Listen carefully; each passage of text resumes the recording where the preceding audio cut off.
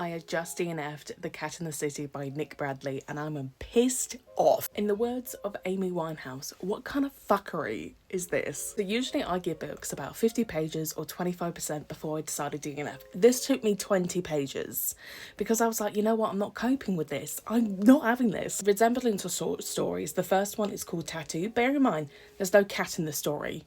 There's barely any cats in the stories I read. First time we meet him, he's watching Corn, and I'm like, okay. And then a schoolgirl comes in apparently wearing the typical sailor style uniform with the standard bobbed haircut and baggy socks.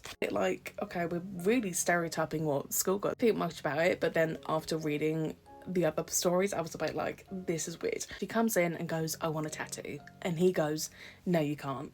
And she's like, why not? Is that because it's going to be painful? Okay, I don't care.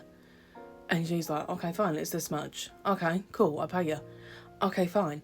You know, I only really tattoo the Yakuza. And I was like, okay. Then he goes into why he tattoos the Yakuza, because it gives him the power that they can't take away. And I was like, that's giving me the ick. He was like, I've never tattooed a woman before, not even the women in Yakuza. Like, again, trying to put her off getting the tattoo. And I was like, bitch, just fucking tattoo her.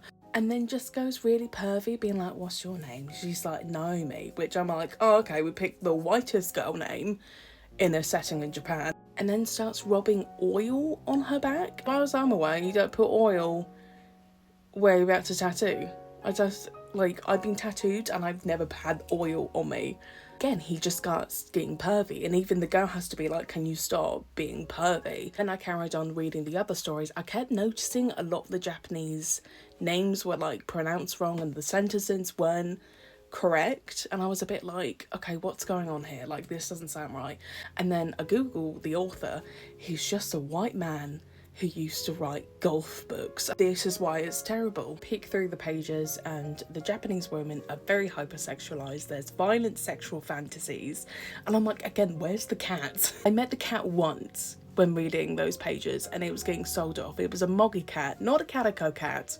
So it's not even the correct cat. I was so annoyed by this book. It's given me the ick. I also had the other book, 4 Seasons in Japan, that he wrote. And my sister said, the reviews aren't that bad on this one. He may have had better writing, but you know what? It just really put me off that I don't really want to read this book. You're getting a 2-in-1. I'm unhauling both of these books. I just felt myself feeling really enraged by this book. I've never had a book make me feel like this. I find the biggest irony is that the 2 books that I have DNF'd so far this year have both been part of the BBC Two Book Club pick. So maybe it's that. That's probably going to be a red flag. These are lessons we have to learn when we're reading books. I am always on